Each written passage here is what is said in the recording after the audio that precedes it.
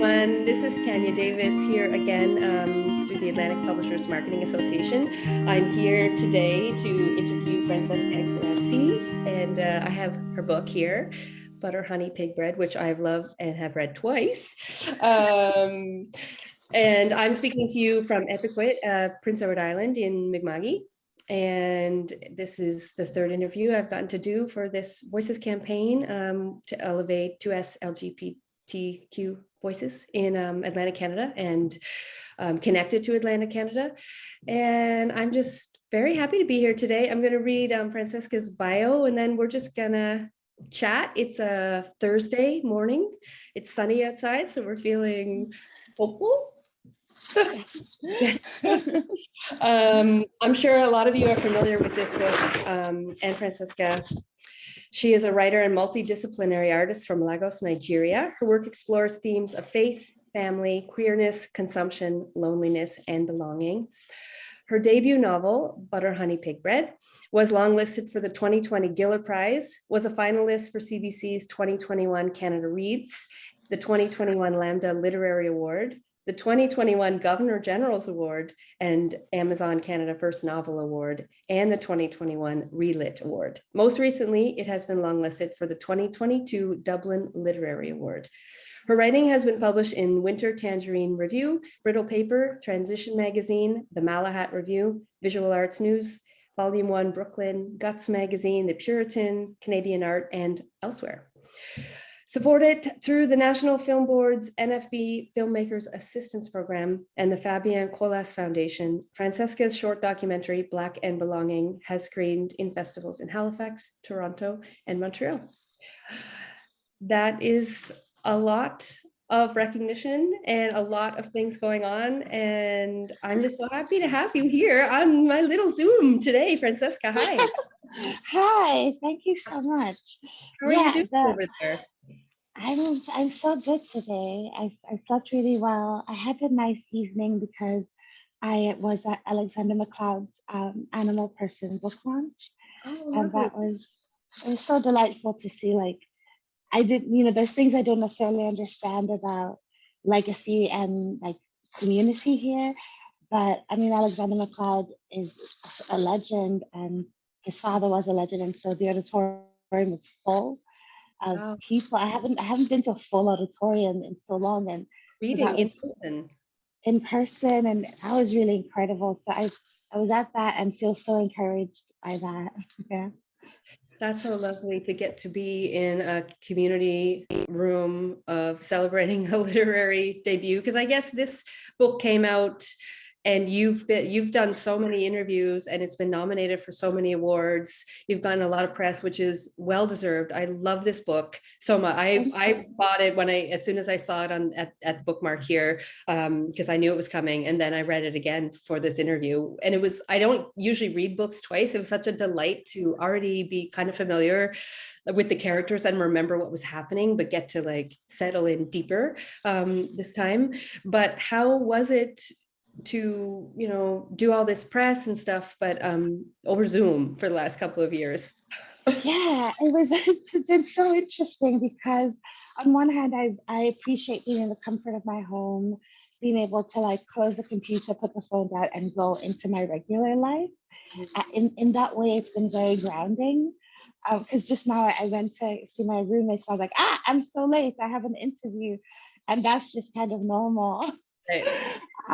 But the flip side of that, or the thing I've learned after about 2 years, is there is like there's kind of, for me anyways, an implied intimacy, especially with phone calls. And so sometimes I worry that I'm too me, like too personal. I mean, to be fair, it is, you're asking about me, so it is about me. Of course. No, yeah, we want to know about you. I mean, I love that. I love that you be as you can be. But then in person, like yesterday's event, I wore like a button up, and I was like, oh wow, this is there. Weirdly enough, the screen is, instead of alienating, for me feels more freeing. And then in person, I'm hyper aware of my body, and yeah, just a little more nervous in person, I think. Right. Yeah, I never thought of that because it's true. We're in our homes. So I'm actually in my studio, but we're in an intimate space that we're familiar with and bringing people into it Yeah, instead of stepping out into something more formal or someone else's space. And yeah. yeah, I never thought about that being like an advantage for personability because I always nervous for things on the screen, maybe more so than in person, but I haven't been to any in-person things for a while, so maybe I just forget. But Yeah. yeah, There's just so many more eyes when you're in yes, person. there are so many more eyes, yeah, and bodies and Yeah. sense and yeah, all of the many sensory things that can be overwhelming. Yeah, well, it's the praise is super well deserved. I'm very happy for you. I'm very excited. Thank you. And I imagine that, a lot of people have gotten to read this novel because of some of these nominations and the Canada Reads. And have Yeah. you been hearing from other people besides interviewers and press? Have you had an experience of hearing from readers and people around the world who found your novel? Yes, and I feel like that is the part that is just was like wildly humbling. Like I'm just like I pinch myself a lot because I'm like, what? But yeah, sometimes the beauty of social media will get a message from a stranger being like, not to be weird, I message you, fellow stranger, but I read your book and I loved it. Or sometimes emails. And it just means so much to me because I I don't know, I love that. I wish I could email my favorite writers or slide into their DMs and just say, I loved your book. And I think maybe that's the cool thing about growing up is I get to decide how I want to be. Uh, and and now like in Halifax, I'm in community with some other writers and with many other writers actually. And it feels like the what I thought it would be, like the persona I thought I would have to have as a writer is I don't. I can just be me. And Right. I'm so grateful that people who aren't already my friends still are interested in reading my book, even if they happen to like know that I'm just I'm not Zadie Smith. Um, I'm not teaching in an MFA program. I work at a bookstore and drink a lot of coffee at my favorite cafe. And so it feels really cool that people in my community as well are like, oh, hey, you regular girl, I loved your book. Yeah, I love that's that. a nice thing about a relatively, I guess, a small town. I mean, Halifax Yeah, is the largest city on the East Coast, of course, but it's kind of small in a world way. it is. Yeah, it is. And I've seen writers I love. Well, I saw you. Okay, so I remember seeing you actually at the cinema um, for a film you starred in Heartbeat, and I was like, oh my God, like, is that Tanya Davis? And I yelled, I love your poetry, and ran away. And then I saw you at the climbing gym, and to me, it was just like, oh God, people just make cool work and then hang around. They don't move to LA or New York. Nice. Yeah, yeah, we just still do things. We go to climbing gyms. I miss that Yeah. climbing gym, actually. Um, yeah, and you moved to Halifax when? 20, Excuse me, bless you. 2013, Okay, September 2013, for grad school. okay. So it's going on a decade. Yes, yes. Oh God. And it's funny because since I got here, I've been like, I'm moving to Montreal. And I haven't yet moved. Well, Montreal will still be there. I mean, some of the novel takes place in Montreal. Yes. I lived in Montreal for a couple of years. I think it's a lot of people who live in Canada at some point want to live in Montreal because it's such a beautiful city, and it's a city in Canada that's unlike other places. I find it's really Yeah. set apart from other Canadian cities. So I had a great time living there. I understand the draw. Did you When love you it? were, sorry? Did you love living there? I loved living there. Yeah. I loved living there. I mean, I'm not fully bilingual at all in French. So there was a challenge of trying to find work and connect with people. But it was also, I thought, very beautiful the way that you work with the language you have to try and find a way to connect. So Yeah. I've heard some people like find that stressful and challenging about Montreal. And I actually found it very illuminating and opening for how Yeah. you try to navigate through like different languages and different abilities. I found it interesting also the way that people would frame questions with limited French or limited English or limited Spanish, or it kind of makes your brain think differently and then access communication differently. So even though it was challenging, that was one of my favorite parts about living there. Yeah. Yeah. Yeah. Did you, I assume you spent some time in Montreal when you were working on the novel? Yes, actually, since I moved here and, since I finished grad school and started working, I would save a little bit to go to Montreal for a few weeks or a few months. And I've been doing that almost every year because I want to build a relationship with the city. Um, and I love it. Yes, I got a writing residency at Artext in 2019 to work on I wrote a chapter at the residency for a different project, but being there gave me some of what I needed. And then again, actually in 2020, before the pandemic, I went to Montreal for a month. I was there in February, the month of February. And then I came back early March and there was a pandemic.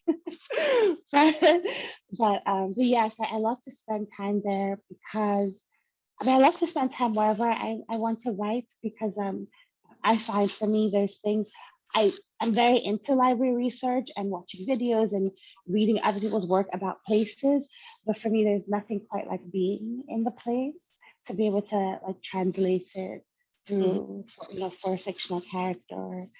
So yeah, I have spent some time in Montreal and I'm hoping to spend some more time there this summer as well, maybe a month or a few weeks. Yeah, but it's I'm concerned about not necessarily COVID, because like COVID, at this point where I'm accustomed, but the change in mandates and things that makes me nervous more than COVID just existing. So I think I want to go before anything changes too much. Of course, yeah, it's a very uncertain world we're in, and travel is Yeah. hard to fathom. And for me too, the mandates, I guess we can't really know what is going to happen. So Yeah.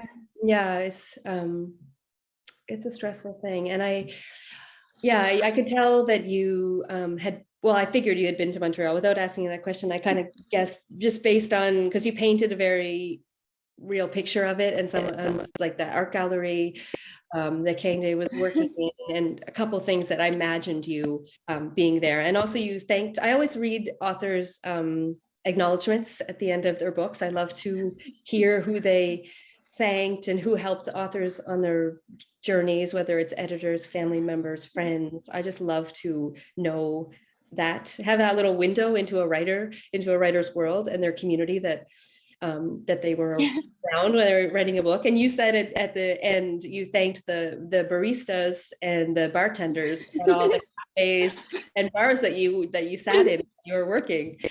And so then it was such a sweet image. I also love to sit in bars and cafes and work. What do you like about it? That's a place that you, right? I love, yes, I love that because and I guess maybe this is a pre-pandemic reality, but in some ways maybe it's just going to continue. But being around people and being alone, because I'll go to a bar by myself, and inevitably, especially if I'm sitting at the bar, the bartender is friendly and personable, but there's no obligation to be in conversation. So I can just put headphones in and be among people, as opposed to be alone in my room where I'm like, I'm just going to go to bed. I'm just going to smoke some weed and go to sleep. But at a bar, because I'm wanting to write, I'm very aware of if I'm drinking, I'm hyper aware of how that's affecting my writing. And there's also a lot of inspiration just looking around because I like to write about people, peopling and a bar or a cafe. Yeah, or a park is just people peopling, and there's so much to draw from there. Yeah, I think in public spaces when there's no requirement of me to engage or do customer service, it can be enjoyable to observe. Yeah. Mhm. That's why I like that. And yeah, this book in particular, I wrote a lot of it at Obladi because like Venus Envy used to be at Obladi, used to be beside Obladi. So after work, I would go, right? And there's a cafe on Barrington as well called Weird Harbor. And pre-pandemic, I would go there before work and in my lunch breaks to write. And just so many cafes in the city. Um, yeah, cafe culture is really, I love it because when you think about it, you're not actually paying that much for their Wi-Fi and to sit there for hours. You just I buy know. like one or two coffees. Yeah, it's true. And cafes, I like to think that cafes benefit from having a creative people in them also, sitting there working, because other people are also peopling and they're watching you work and maybe Yeah, like, oh, I wonder what they're working on. Oh, yeah, is that? yeah. Oh, Yeah. one thing that feels kind of like a luxury right now, just based on the, the COVID scares and close contact getting sick, is reading at a cafe. I used to love just going to a cafe and reading. Same. And like feeling like a main character, but also genuinely just reading in public. Yeah. Yeah, reading in public. One of my favorite things to do, especially in a city where I don't know very many people, or a big enough city that I feel anonymous, is to take a book to a pub Yeah, at the end of the day and have a beer and read my book. And just the din of all the people, it's not distracting because it's kind of enough white noise that just washes over. Um, and yeah, it always feels really nice. And I remember the first time I did it after months of not being able to go anywhere, I felt really like, okay, maybe this is going to be okay. Maybe we can do these things again. yeah. I think we can. I think we can. Every time I say that, though, I get like a wave of anger because I was like, I think we can if everyone would just be safe, but I know. I can't control everyone. No, no, we can't control everyone. We can write stories, but that's it. um butter honey pig bread. I'll hold it up again. I have it sitting here. It's such a beautiful cover also. Thank um you. it's so I know that, I think we don't pick up books based on their covers, but so it is also like when I saw this in the bookstore before I even saw your name, I walked over to it. I was like, ooh. You wrote this over the course of 7 years. Is that right? You kind of picked away at it. Yeah, Mm-hmm. yeah, So, um, what was that experience like? Like to, I guess, yeah, because it's your first novel. yeah.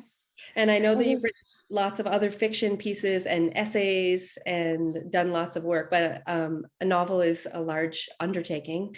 Um, how was it to, I guess, have it with you for that long period of time? Did you do a lot of revisions as you went? yes. So it was, I did pick at it, and the process I felt was very indulgent because I had no framework, like I didn't know how it was supposed to go. So I just, yeah, really just did what I wanted. And yeah, and there's parts like the first, honestly, probably the first 50 pages are the most polished because polished in that from where they were and what's in the book, like this years, there's been so many years of going through over and over and over, much less than the last final half. But the final half is more who I am or who I was 2018, 2019, 2020. But the first few chapters, very much I changed a lot, and so that changed a lot. But it was truly a delight. Like, um, yeah, it gave me a sense of purpose, and it felt like a companion that I miss now. Just having this thing that I could always turn to and be like, oh, I have this thing. Like, I love building this, and I have a relationship with it. And like, yeah, when it was published in 2020, it's kind of over. The relationship is different, because now other people get to know it. And now, like for my next work, I have such a strong sense of time. I don't want it to take 7 years, but I also want to enjoy it and like Mhm. love it and grow Yeah. it. And yeah, Yeah, I guess that's a luxury that you can only have when writing your first novel in a way, or doing the first of any sort of artistic practice, similar to putting out your first album or your first play. It's like, there's no expectation on you yet. You can kind of do it as you see fit. And I can imagine there being more pressure, whether it's external or internal, now that now that you have one. And yeah, it honestly feels very internal. It feels very internal because even, like sometimes I get questions about risks that I took that I didn't know that they were risks. I just, and I come from like a writing tradition, like, Nigerian literature has been such a force. And so I'm from that tradition in Canada and in North America, getting questions about like being an African writer or diasporic writing. And I'm like, oh, yeah, this is just writing. Just writing. So now I have some of those voices in my head. I'm just trying to combat them by reading widely and remembering, people have been writing all sorts of things throughout history. So really, there's nothing new. And every risk has been taken. And so it's less pressure to be innovative, because I wasn't trying to be, I was just trying to tell a story that felt good to me. Did you have the story framed out before you wrote it? Like, did you have a sense of what the characters, so Kambirinachi and her two twin daughters, Kangde and Tai, did you have them shaped, or did they kind of take form as you went through? They took form. So Kambirinachi, I knew that I wanted her to have this tension of like believing she's an Obanji, some people in the world believing this about her, but I wanted to cast some doubts for the reader, particularly because I started writing in 2013, when I was in Nigeria for 7 months, and there would be no need for explanation about what an Obanji is, or even no need to play with the idea of whether or not you believe, because I just feel like everyone kind of believes and doesn't believe, and it doesn't really matter, in Nigeria. But then I moved. Contextualized.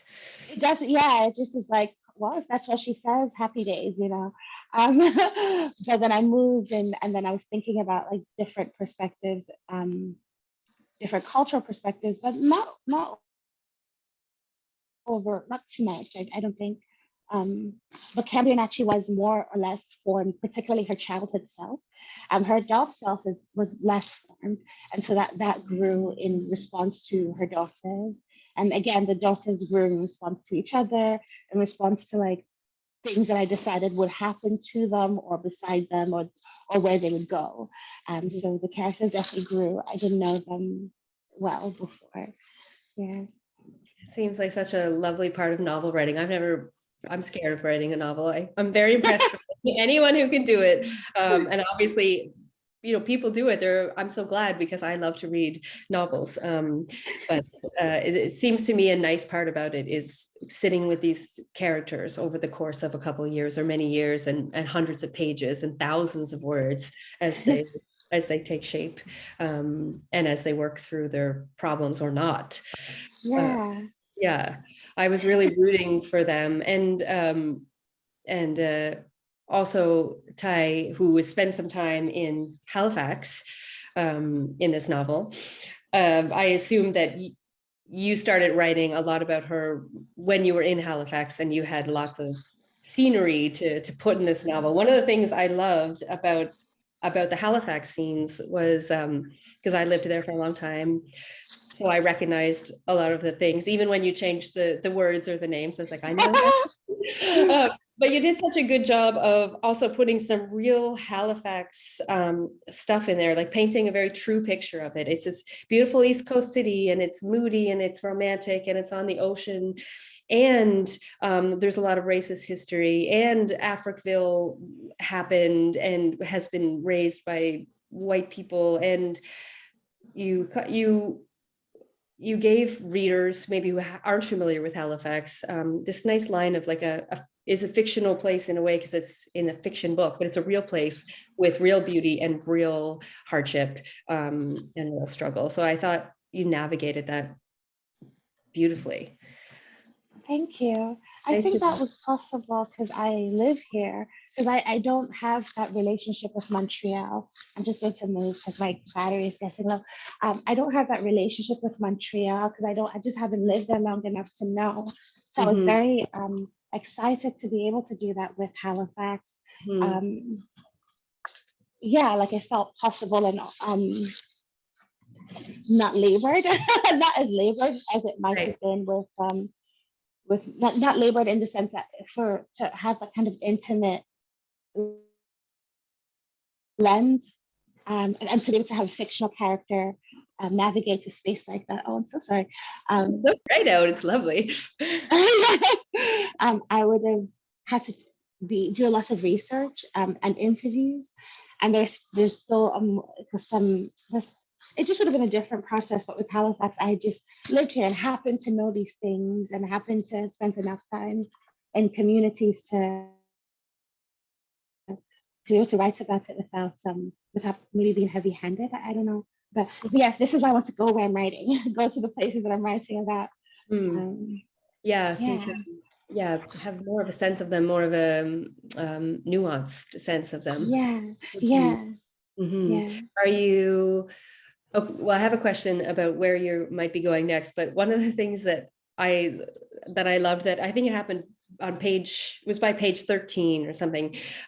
First with Cambirinacci, Mhm. about her loving the smell of the rain hitting dry earth, dust. Yeah, Um, and as she's trying to like stay in her alive body and find things that are happening in the alive world. And then later on in the book, you reference the smell in Halifax and petrichor. Is that the word? yeah. I Petrichor. think that's how it's called. Yeah, I love that word.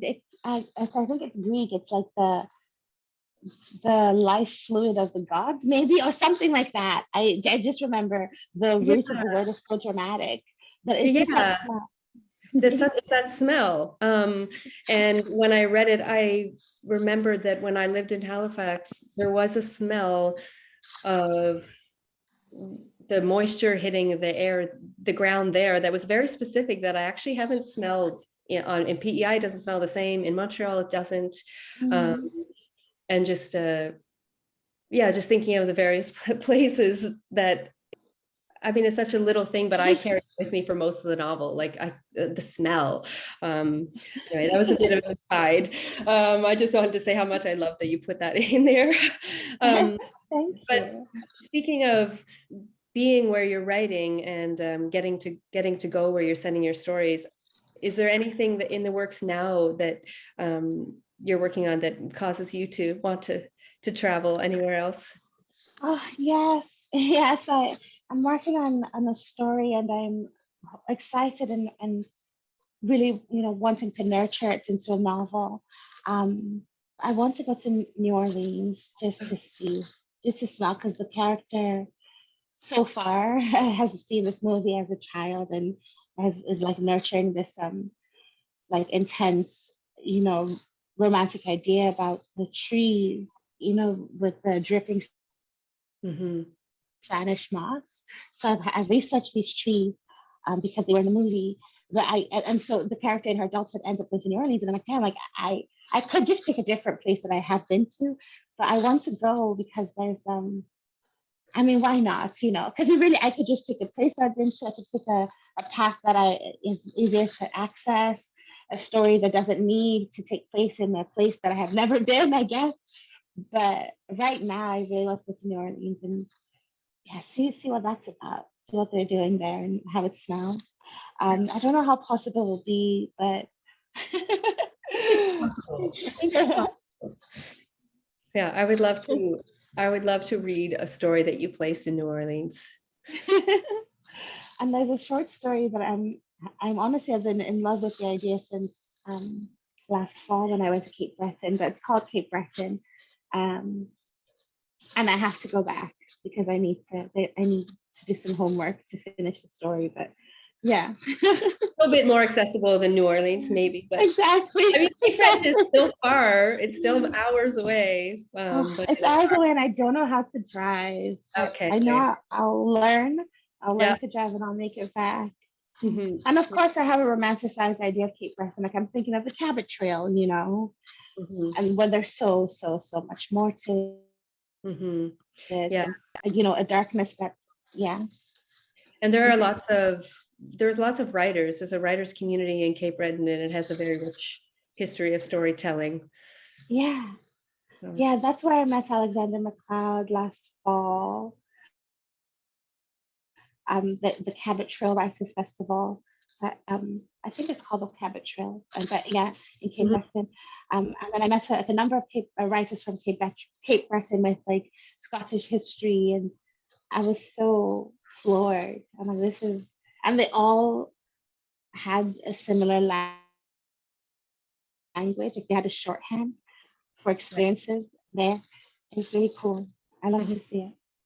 Good. Yeah. Well, I look forward to reading that. Because I know that aside from writing stories and novels, you also do some work in film, and multidisciplinary work in general, lots of artistic stuff. So, and you work in a bookstore. You have a lot going on. How do you, yeah, how do you balance it out? Do you keep routines, writing routines, or do you kind of work on what deadline is approaching quicker? Do you have any strategies? No, I have no strategy. I'm really, really trying to find a routine and a strategy that is effective for me. One thing I know now is leaving the house. Leaving the house with my computer is great. That I set an alarm every day at 5:30 a.m. My calendar says, wake up, meditate, and 7:30 says, write, and I haven't done it. I haven't listened. Um, 5:30 is very early. but I mean, I know. I love when it's dark out. I feel like I have a secret when I wake up and it's dark out and I'm doing something. But I'm trying to find the routine that works because I think that is worthwhile. And I think especially with writing or creating, because I didn't study it, and for a long time it wasn't my profession in terms of being my source of income. It was like a love affair. I did it before work, after work, on my lunch break, where now I only have the one job at the bookstore and I'm older. I'm a bit more tired and a bit more stuck in my habits of no habits. I'm finding it challenging to uh, finish a thing. Or, I think it's just taking the time it takes. But in my head, I want it to take shorter. I want it to be more organized, more streamlined. And right now, I feel quite scattered. Yes. Mhm. That's my non-answer answer. But I do have a few things I'm very excited about, and I'm really eager to get in a flow Mhm. Yeah. like I had with butter honey pig bread for years and years. I just Mhm. had kind of I could just dip into it at any time, and I don't really have enough to dip into. I feel like most things are just still like waiting. The depth is just like still waiting, and I would like to be immersed. So, do you have Yeah. any tips? Well, yeah, it's also, I mean, I think we can keep, take some patience for ourselves in the fact that it's been a very weird time and all sorts of flow has been disrupted. And like if you said you'd like to take your computer out of the house and go places, cafes, etc., that has been harder to do. And also just the amount of stuff that's going on globally and locally is disruptive to the psyche. I think it must be. And I so think be so. gentle on ourselves for that. I, for me, I need a little bit of structure or else I'm a very unfocused person. So I have, yeah, I can't stay on task for very long. So I give myself little bits of time that I work on writing. So for me, I get up and I have a coffee and I write straight away, Wow. almost every day. And I do that mostly because if I don't write straight away, I'm not going to write later because Right. I'm unfocused or something else happened or I'm tired, or a friend called and needs a coffee, or like any other things. I'm, like I work a little bit at a bar to make some money sometime, or just whatever it is. But in the morning, nobody needs anything yet from me. It's kind of the golden hours, I think of it as, and I try to protect them. And I wish I was a better, more disciplined writer. I know some people who can write for hours and they like get lots done. I'm a very slow writer. So I feel similar. yeah, and I think it's okay, but sometimes I envy people who seemingly have a lot of output. But if I have at least an hour or two every day that's only on writing, then eventually I will get something done. So that's my only strategy. Oh, I might try that, because I wake up and I'm like, I need to make my bed and I need to do my meditation. I need to have a tea and I need to feed the chickens, and then I'll come write. And by the time I come write, it's noon and I'm like, I'm hungry and I want to see my friends. And by the time I do that, it's 5. I'm like, oh, 5, it's time to smoke some weed. And then once I'm high, it's game over. Right. So Then I'm going about ideas. Yeah. So I think I'll try to wake up and just get to it, even if it's not glamorous, like even if it's just like crusty eyes writing in bed, Yeah, exactly. And then you can go back and fix it up later. But yeah. Did you say feed the chickens at one point? You have to go feed. You have chickens? Yeah, I have three chickens. I love them. Wow. I got them kind of by accident, but now I just really love them. Like if their coop situation isn't clean and set up well, like I just wonder what the point of life is, and then if it's really clean and I know they're happy, I mean happiness, I don't know if they know happiness. This is just me projecting all sorts of things. But if there's order in the if there's order with the chicken coop, then there's order in my life somehow. But yes, I love having chickens. So nice. And it's just such a grounding, real thing. I think with writing sometime, I mean, not that writing isn't real, but it, obviously it takes place in our imaginations as well. Yeah. Language is this evasive thing, and we try to make meaning out of it and just, articulate our thoughts and our ideas. And it's nice to have some concrete tasks that are in the world, like feeding a chicken. Yeah. Luck pushing them away, because the raccoons might get them if not, Right. It's sometimes, when I'm like in a good headspace feeding the chickens, I'm just like, wow, it's a good life. I dreamed this life and here it is. I'm so grateful. Oh, I'm so glad. It's so lovely to hear. I love your writing so much. I'm so happy for you that this book got all the praise and recognition that it deserves. Thank you. I can't wait to hear to read what you put out next, be it set in New Orleans or Cape Breton or wherever. I have so many more questions. I don't even know if we covered half of the things that I want to get to. I'm happy to answer more questions if you'd like. Just like, about the novel specifically, I just I love, the way that you talked about the various kinds of love that you covered in the novel. There was the queer love, family love, also chosen family love, the love between friends, like Timmy and Ty. That was like this beautiful. Timmy is a friend that they bond very quickly, and Timmy is going through some stuff and they fall out of touch, and it's a very sad feeling for a while, and they get to reconnect later in the novel over cooking and family and stuff.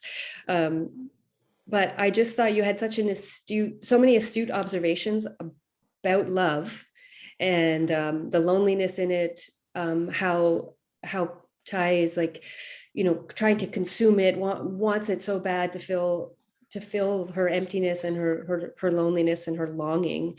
But then I guess I don't know what my question is exactly here, except where do you get all your ideas about about love, and your thoughts about it? Are they informed by other books you're reading, your experience with it, your conversations with your friends? Yes, all of the above. All of the above. And I think a majority of my time writing was Honey Pig that I was extremely lonely because I moved to Nova Scotia simply because I got into a university. I didn't know anything about Nova Scotia. I didn't really know. It was the farthest I'd been from a home. Like in my imagination, like when I look at a map, Nova Scotia is so far from Nigeria. And so it just felt so far, but from my people. But the thing is, I have family in New York. I lived in New York for 5 years. Like in upstate New York, in New York City. It's not that far when you think about it, but it just felt so far. And when I moved here, when I moved to Canada, it was, even though I came here as a student, I knew that I wanted to stay. And it just felt daunting. I was like, how do people build lives? Because I felt like I was building one in New York and I had to leave because my visa was up. And I felt like I had just started, like at 5 years, 4 years doing a degree, 1 year working. I felt like I had just started to meet people and find a place. And so I was very lonely, but I was also making like lovely friendships. And even now, I get lonely, but the truth is I'm completely spoiled with love. Like the friendships I have are, I mean, I don't know anyone else's lives, but I feel like this is a delight. Like I just am like, this feels, I don't know how my life would work without just the, you know, the love that my friends give me. Um, and sometimes I feel lonely. And when I didn't have it, I felt lonely. And so I did spend a lot of time thinking about loneliness and love and how I think what we think we need to quench it, maybe because of rom-coms and Disney, is romance. And I love romance. It's so delightful. Like sex, wow, what a treat. But really, friendship, I find, is where we get to practice love. Maybe that's a very gay thing to say. I don't know. I mean, maybe, but it's a very beautiful thing to say, and I agree. And I think that queer people have figured that out. Not just queer people, but like for sure in queer circles and queer communities, there's an openness and friendship that is very beautiful, that I think informs other kinds of love. And I feel the same way. I feel very rich in friendship, love, and that it's made me a better person and a better lover and a better partner and other things because of what I learned through relationships with my friends. And I do think that it doesn't get quite enough celebration, but so whenever it's celebrated, I'm so happy to read it. Like I felt it, like the story again between Timmy and Ty in this book. I was like, yes, I love to hear about that, because we're lucky that we know that and we get that. But I think that more people, I wish they also got to know that and feel that and recognize that there's much kind of love is needed. And of course, romance and sex is there's some of that love, but we need our chosen family love as well. Absolutely. And for that character, she was, desperately and in sometimes troubling ways, seeking this love through romance and through sex. And I think we all sort of do that. But the ones that really were transformative were friendships. And even like her quote unquote big love with Salome, I wanted that to be so much more, and like the sort of intention there is with friendship building. I wanted that to exist because in that story, like Salome is significantly old, maybe not significantly, like a decade. Yeah. I can't really tell what's significant anymore. The older I get, the more I'm like, I don't know, 42 seems young. I don't really trust your opinion. Like, I don't think you know that much more than me, but like, yeah, it's all relative. Yeah, it's all relative. But yeah, those like I think a decade or so between them, and also life where this character would have, maybe learned some of the lessons Tai was learning. So I wanted that to be like an intentional friendship and just like encouragement to expand that in normative or like heteronormative ideas of romantic love. It's more like clutching and caging in. I felt lucky to be able to explore that, but I think it's because I was living it. Not, I didn't have a romance with a hot perfect. I wish I had a Salome. None of that was happening, but my friendships were, and have been areas where a lot of growth has happened. And at the time, romantic relationships were like thumbs down. I was like, this is danger. So yeah. Yeah. Yeah, I love the character Salome, and also the things that they did together. And they went to watch the crows, and the way the food that was covered. We didn't even talk about the food, but oh my gosh, I was wondering if you're ever going to be like a cookbook writer or a food writer, because reading the descriptions of the meals, and even the way that you described the teas that people were drinking in this book was very like tactile. Like I could taste things. I got very hungry. I Googled some of the foods that I wasn't familiar with, and like went on Google Images and like looked at recipes. It was a very beautiful journey for the way that food was covered in this as a loving thing, as things that families share and friends share and lovers share. And so I love that you put so much deliciousness in this book. I figured there would be some food in it based on the title. But yeah, really, really lovely. I hope that you feel much love in your days, and as you embark on all the other projects you have going on. Congratulations again on this book. I know it's been out for a little bit now. I hope that anyone who hasn't read it yet gets a copy, hears these stories, bees in these places, smells these smells. And it's just such a pleasure to talk to you. I've been a fan for a while, and just very excited that I have gotten to meet you a couple times, and that you're getting success with this book, because it's very beautiful. You're very beautiful, and I appreciate your time today. Honey, thank you so much. I've been a fan since I was 19, just so you know. And every time I saw you in the city and screamed, "Hey!" and fled, it's because of how impactful your work has been in my becoming a human. So thank you so much for this conversation. Thank you so much. Yeah, I hope you enjoy the sunshine of the day. And yes, you too. Hopefully see you soon if you ever come to Halifax again. yeah.